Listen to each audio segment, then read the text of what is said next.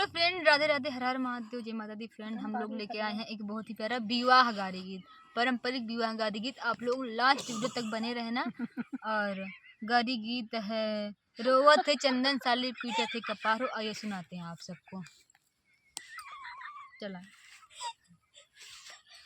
रोवा थे चंदन साले, रोवा थे चंदन साले, पीटत है कपार हो बहिनिया के चोरी होई गे। सुन थानेदार हो बहिनिया के चोरी होई गे। सुन थानेदार हो बहिनिया के चोरी होई गे। रोवा थे चंदन साले, रोवा थे चंदन साले, पीटत है कपार हो बहिनिया के चोरी होई गे। सुन थानेदार हो बहिनिया के चोरी होई गे। हेरी अइले अकबरपुर, हेरी अइले टांडा, हेरी अइले अकबरपुर, हेरी अइले टांडा, हेरी अइले अकबरपुर, हेरी अइले टांडा। बजरिया में खोजी अइले एक एक दुकान हो बजरिया में खोजी अइले एक एक दुकान हो बजरिया में खोजी अइले।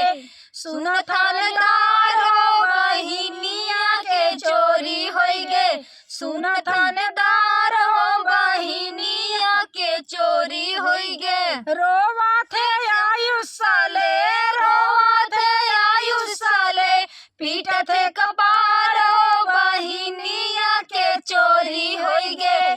सुन थानेदार हो बहिनिया के चोरी होई गे। रोवा थे आयुष साले, रोवा थे आयुष साले, पीटत है कपार हो बहिनिया के चोरी होई गे। सुन थानेदार हो बहिनिया के चोरी होई गे। सुन थानेदार हो बहिनिया के चोरी होई गे। सुन थानेदार हो बहिनिया के चोरी होई गे। खोजी अइले आनंद नगर, खोजी आए महारुआ, खोजी अइले आनंद नगर, खोजी आए महारुआ। बजरिया में खोजी अइले एक एक दुकान हो बजरिया में खोजी अइले एक एक दुकान हो बजरिया में खोजी अइले एक एक दुकान हो बजरिया में खोजी अइले। सुन थानेदार हो बहिनिया के चोरी होई गे। सुन थानेदार हो बहिनिया के चोरी होई गे। रोवा थे शिवा साले, रोवा थे शिवा साले, पीटत है कपार हो बहिनिया के चोरी होई गे। सुन थानेदार हो बहिनिया के चोरी होई गे। कहाँ चोरवाया?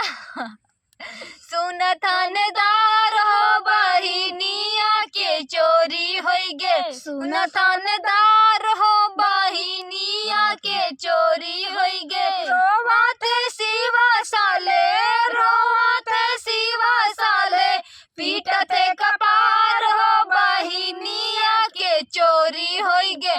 सुन थानेदार हो बहिनिया के चोरी होई गे। सुन थानेदार हो बहिनिया के चोरी होई गे। सुन थानेदार हो बहिनिया के चोरी होई गे। रोवा थे हेरी अइले एक एक दुकान हेरी बजरिया में खोजी अइले एक एक दुकान हो बजरिया में खोजी अइले एक एक दुकान हो बजरिया में खोजी अइले। सुन थानेदार हो बहिनिया के चोरी होई गे। सुन थानेदार हो बहिनिया के चोरी होई गे। रोवा थे महेंद्र साले, रोवा थे महेंद्र साले, पीटत है कपार हो बहिनिया के चोरी होई गे। सुन थानेदार हो सुन थानेदार हो बहिनिया के चोरी होई गे। सुन थानेदार हो बहिनिया के चोरी होई गे। खोजी अइले कादीपुर, खोजी अइले मोतीपुर, खोजी अइले कादीपुर, खोजी अइले मोतीपुर। बजरिया में खोजी अइले, एक एक दुकान हो बजरिया में खोजी अइले, एक एक दुकान हो बजरिया में खोजी अइले, एक एक दुकान हो बजरिया में खोजी अइले, एक एक दुकान हो बजरिया में खोजी अइले। सुन थानेदार हो बहिनिया के चोरी होई गे। सुन थानेदार हो बहिनिया के चोरी होई गे। फ्रेंड, आपको गाना अच्छा लगे तो कमेंट करके जरूर बताना। फिर मिलेंगे नेक्स्ट वीडियो में, तब तक के लिए bye bye, tata friend, Radhe Radhe.